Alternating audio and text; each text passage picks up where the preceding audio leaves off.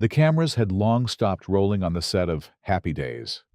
The leather jacket that defined a television era hung somewhere in the Smithsonian. Yet decades later, as Henry Winkler approached his 80th birthday, something remained unresolved in the story of one of television's most beloved friendships.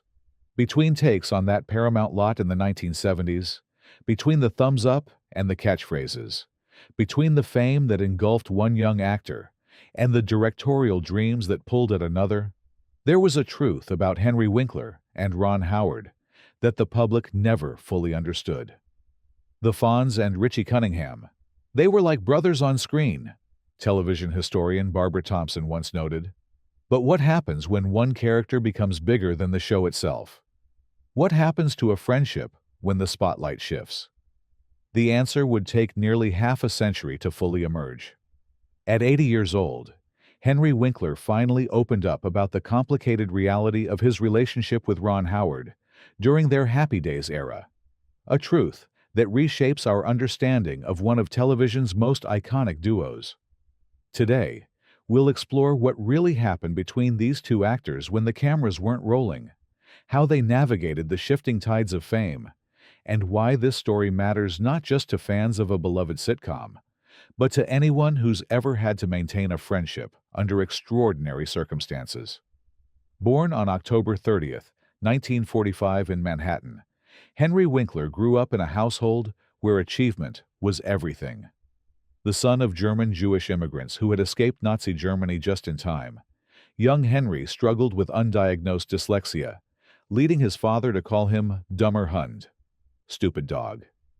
What his parents couldn't see was their son's remarkable emotional intelligence, his ability to read a room, to understand the unspoken dynamics between people, to empathize deeply. "I saw the world differently," Winkler would later reflect. "I couldn't process words on a page, but I could read every emotion in a person's face." This sensitivity, born from childhood struggle, would later inform both his acting and his understanding of the complex dynamics on set when one star begins to outshine another. But here's where it gets complicated. The same empathy that would make Winkler beloved by castmates would also make him acutely aware of the shifting power dynamics that were about to unfold. In 1973, a 27-year-old Winkler, with just a handful of minor credits to his name, walked into an audition for a new ABC sitcom set in 1950s Milwaukee.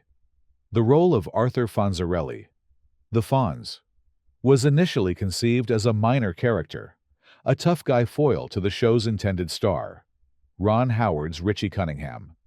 Howard, meanwhile, was already television royalty, having grown up before America's eyes as Opie Taylor on The Andy Griffith Show. During his audition, Winkler made a critical choice that would alter television history. Rather than play the Fonz as a one-dimensional thug, he infused the character with a surprising tenderness beneath the leather exterior. "I knew guys like this in New York," he later explained. "They were tough, yes, but there was always something more beneath the surface." The producers were instantly smitten. What they couldn't have known was how this casting decision would fundamentally alter the show's trajectory and test a friendship that had barely begun. When Happy Days premiered on January 15, 1974, it was positioned as Ron Howard's vehicle. By the second season, however, something unexpected was happening. Audiences were falling in love with the Fonz. His catchphrases, "AA," and "Sit on it," were being repeated in schoolyards across America. His leather jacket became iconic. His thumbs up entered the cultural lexicon. Between 1974 and 1980, Winkler refined the character with subtle genius, finding the humanity in what could have been a caricature. The Fonz appeared in Happy Days, 1974 to 1984, Laverne and Shirley in 1976, and Mork and Mindy in 1978, becoming ABC's cross-show ambassador. Meanwhile, Winkler earned 3 Emmy nominations in 1976, 1977, and 1978, and 2 Golden Globe wins in 1977 and 1978. What the audience didn't see was the internal tension this success created. ABC executives, seeing Fonzie's popularity, began pushing for more Fonzie-centric storylines. Merchandise featuring the Fonz flooded stores. And slowly, inevitably, the show that had been conceived as Richie Cunningham and Friends was becoming Fonzie and Company. And that's when everything changed. Ron Howard had grown up on television sets. The son of actor Rance Howard, he had been directed by legends like Andy Griffith, who taught him not just about acting, but about dignity in the entertainment business. By the time Happy Days began, Howard wasn't just thinking about his acting career. He was quietly dreaming of becoming a director. Ron was always watching the camera setups, asking questions between takes, recalled Happy Days director Jerry Paris. He was studying the craft even while performing in it. The relationship between Howard and Winkler was, by all accounts, respectful from the beginning. They were different types of performers with different ambitions. Howard was methodical, cerebral, already thinking about life behind the camera. Winkler was intuitive, emotionally attuned, fully immersed in bringing Fonzie to life. What almost no one realized was that, as the Fonz's popularity exploded, creating what would later be termed Fonzie fever, the dynamics between these two men would be tested in ways that would reveal their true characters. The question wasn't whether their friendship would survive. It was how it would be transformed. By 1975, the strain was becoming evident. Network executives allegedly considered changing the show's name to Fonzie's Happy Days. Promotional materials increasingly featured Winkler front and center. Press interviews began to focus more on the Fonz than on Richie Cunningham. There was a moment when I realized the character had taken on a life I never imagined, Winkler later told the New York Times. People didn't see Henry anymore. They saw Fonzie. That's both exhilarating and terrifying. For Howard, the shift created a strange predicament. Still technically the show's lead, he found himself increasingly in a supporting role. The press began to speculate about tension between the actors. Gossip columnists watched for signs of jealousy or resentment. The physical toll was considerable as well. Winkler suffered back injuries performing Fonzie's stunts. The emotional weight of sudden fame affected his personal life. Howard, meanwhile, felt the quiet pressure of seeing his position on the show he anchored slowly eroding. Now, if you're wondering how two young men handled this extraordinary situation, when one's rising star seemed to come at the expense of the other, you'd expect a story of Hollywood ego and bitter rivalry. But here's the part most people miss about what really happened between Henry Winkler and Ron Howard. In 2023, as Winkler approached his 80th birthday and looked back on a career spanning more than 5 decades, he finally addressed the long-speculated tension with remarkable candor in his memoir, Being Henry, The Fonz, and Beyond. The truth about Ron and me during Happy Days is something I've needed to clarify for years, Winkler wrote. Everyone assumed there was jealousy and resentment as Fonzie's popularity grew. They expected a typical Hollywood ego battle. What actually happened was something entirely different. What Winkler revealed was that in those crucial moments when the Fonz was eclipsing Richie Cunningham, when lesser men might have succumbed to rivalry, Howard made a choice that defined both their relationship and his character. Ron came to my dressing room one day after we'd gotten the latest script. Another Fonzie-heavy episode, Winkler recounted. I was nervous, expecting tension. Instead, he said something I'll never forget. "This is working for the show, Henry. Let's make it great together." This simple moment of grace, Winkler explained, set the tone for everything that followed. While the press hunted for signs of conflict, what was actually happening behind the scenes defied Hollywood stereotypes. The common narrative about Happy Days suggests that Howard left the show in 1980 because he resented Fonzie's dominance. The reality, as both men have clarified, was far more nuanced. Howard had been nurturing directorial ambitions since his teens. His departure was less about fleeing Fonzie's shadow and more about pursuing a dream he'd had long before Happy Days began. What's often overlooked is how producer Gary Marshall handled the shifting dynamics. According to both Winkler and Howard, Marshall was transparent about the network's pressure to feature more Fonzie. He never pitted the actors against each other, instead creating an environment where they could address changes openly. Gary would literally call us both into his office. Howard later recalled in a joint interview with Winkler. He'd say, "ABC wants more Fonzie. How do we make this work for the show, and for both of you?" That transparency prevented so many problems.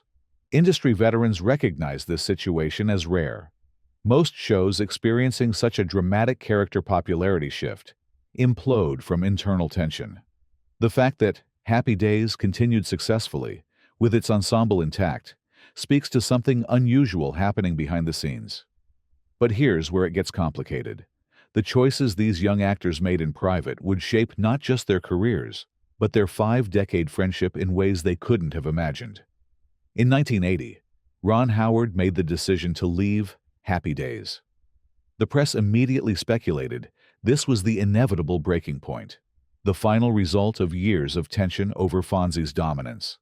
The headlines practically wrote themselves, "Ron Howard flees Fonzie's shadow." But the truth, as both men would later confirm, was entirely different. Howard was leaving to direct, not to escape. His first major film, Grand Theft Auto, 1977, had already demonstrated his potential behind the camera. What's remarkable is what happened next between the two actors. When Ron told me he was leaving to direct full-time, I was the first person to champion him, Winkler revealed in a 2023 interview. I knew that was his dream long before Fonzie became popular. And Ron did something equally important. He assured me I could direct episodes of Happy Days if I wanted to try. This exchange, this mutual support at what could have been a breaking point, transformed what might have been the end of a relationship into a new beginning. Howard went on to direct Night Shift, 1982, casting Winkler in a leading role that helped him begin to break free from the Fonzie typecasting that threatened to define his entire career. And that's when everything changed, not with jealousy or resentment, but with a partnership that would outlast the show that brought them together.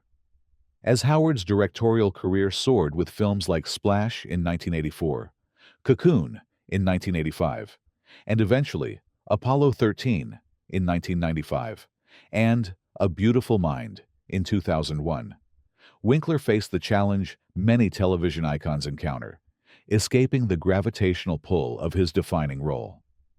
The 1980s proved difficult as Winkler fought typecasting. His breakthrough came through reinvention, moving into producing and directing.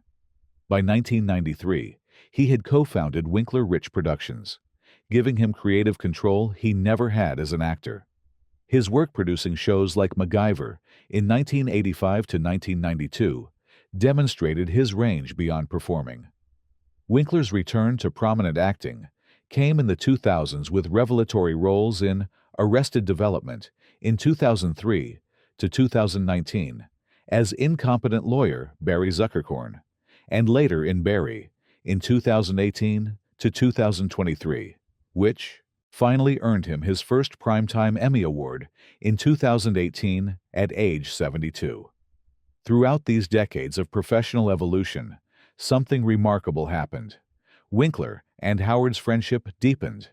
They remained in each other's lives through career transitions, family milestones, and the inevitable ups and downs of the entertainment industry. "We've been to each other's children's weddings," Winkler noted in 2020. "We've celebrated victories and supported each other through setbacks. That's not common in this business." What almost no one realized was that the seed of this enduring connection was planted in those tense early days, when they chose collaboration over competition. As Winkler approached 80, his reflections on the Howard relationship became more nuanced. In multiple interviews around his 2023 memoir release, he addressed misconceptions that had persisted for decades. People want the Hollywood cliché, the jealousy, the backstabbing, Winkler explained on a podcast interview. The truth about Ron and me is both simpler and more profound. Did I sometimes feel the pressure of being Fonzie? Absolutely. Did Ron sometimes feel sidelined on his own show? I'm sure he did. We were human. But what defined us wasn't those feelings. It was how we chose to handle them. Winkler clarified that their relationship wasn't perfect. They had creative disagreements, moments of frustration, the normal friction of two passionate artists working under pressure. But these natural tensions never devolved into the rivalry that Hollywood expected. What I want people to understand, Winkler said, is that our friendship wasn't about denying difficult feelings. It was about not letting those feelings define our relationship. That's the truth that's been oversimplified for years. This nuanced reality, that maintaining their connection required work, communication, and mutual respect, offers a more authentic and valuable story than either the imagined feud or a friction-free fantasy. But here's the part most people miss. The choice to support each other didn't just preserve a friendship. It created a unique creative partnership that would benefit both men for decades. Behind the scenes, both Winkler and Howard built lives grounded in family and values that transcended Hollywood. Winkler's marriage to Stacy Weitzman has endured since 1978, producing 2 children and grandchildren he adores. His struggle with dyslexia, only diagnosed when he was 31, led him to co-author the popular Hank Zipser children's book series about a dyslexic boy, turning his greatest challenge into a source of inspiration for others. Howard's marriage to high school sweetheart Cheryl Alley has lasted since 1975. His reputation as one of Hollywood's most decent directors, respectful of crews, loyal to collaborators, echoes the values he demonstrated back on the Happy Days set. What connects us beyond work, Winkler reflected in 2022, is that we both put family first. We both understand that all of this, the fame, the success, means nothing if you don't have people to share it with. This grounding in family values helped both men weather the extraordinary circumstances of their early fame. It also provided perspective during challenging career moments, when Winkler struggled with typecasting, or when Howard faced critical disappointments. Now, if you're wondering whether these shared values were part of what helped them navigate the Fonzie phenomenon with such unusual grace, that insight would be exactly right. The impact of how Winkler and Howard handled their unique situation extends far beyond Happy Days. Their approach created a template for how co-stars might navigate shifting dynamics with integrity. Winkler's influence spans generations, from his iconic portrayal of Fonzie to his Emmy-winning work on Barry, from his children's books to his social media presence that radiates genuine warmth. Howard's directorial legacy includes Willow in 1988, Backdraft in 1991, The Da Vinci Code in 2006, and documentaries like Pavarotti in 2019, creating a body of work remarkable for its versatility. Together, they've influenced how Hollywood understands creative partnerships. Actors like Michael J. Fox, Jennifer Aniston, and Bryan Cranston have cited their example when discussing how to handle breakout character success without damaging ensemble relationships. The production company Howard co-founded, Imagine Entertainment, has produced projects including Arrested Development, which featured Winkler in a brilliant comic role, bringing their partnership full circle. This casting wasn't mere sentimentality. It demonstrated Howard's genuine appreciation for Winkler's talents beyond the Fonz. What they showed us, noted television producer Greg Berlanti, is that the Hollywood zero-sum game, this idea that one person's success must come at another's expense, is a destructive myth. Their careers prove there's another way. And that's when everything changed, not just for them, but for those who followed their example. Was there ever real tension between them? Winkler has acknowledged there were difficult moments, especially when network executives pushed for more Fonzie without considering how it affected the show's balance. But both men chose to address these challenges directly rather than letting resentment build. Why did Winkler wait so long to share these details? Some truths need perspective, he explained in 2023.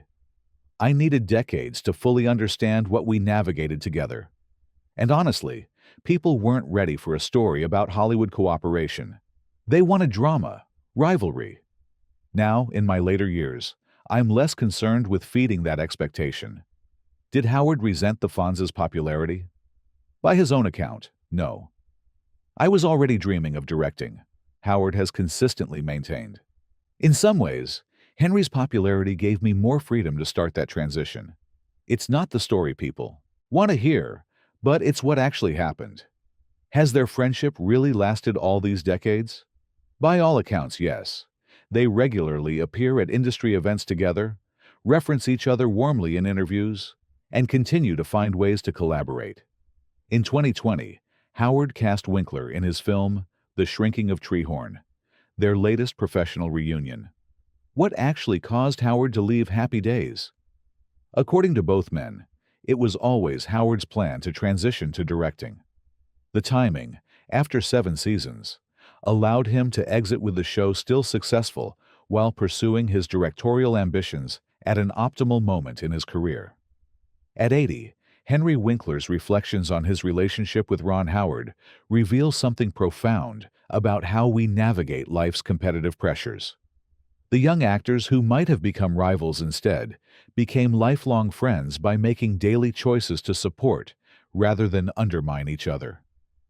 Looking back now, Winkler wrote in his memoir, I see that what happened between Ron and me on Happy Days wasn't just about our careers. It was about the kind of men we were determined to be. We could have listened to the voices pushing us toward jealousy and competition. Instead, we chose something harder, but infinitely more rewarding. This perspective, gained through 8 decades of life experience, brings us back to that Paramount lot where 2 young actors faced an extraordinary situation. The truth Winkler finally shared wasn't about scandal or conflict, but about something far more countercultural in Hollywood. Genuine friendship maintained through challenging circumstances. But here's where it gets complicated. Sometimes the most powerful Hollywood stories are the ones that defy our expectations of drama, and instead show us what real integrity looks like when the cameras aren't rolling. In an industry known for disposable relationships and expedient alliances, the bond between Henry Winkler and Ron Howard stands as a quiet testament to a different possibility. Their story reminds us that how we respond to success, both our own and others, reveals far more about our character than the success itself ever could. Perhaps the most profound truth Winkler finally shared at 80 wasn't about the past at all, but about how to move through life with grace. By celebrating others' journeys, even as we navigate our own. By choosing connection over competition. By understanding that there is enough light for everyone to shine.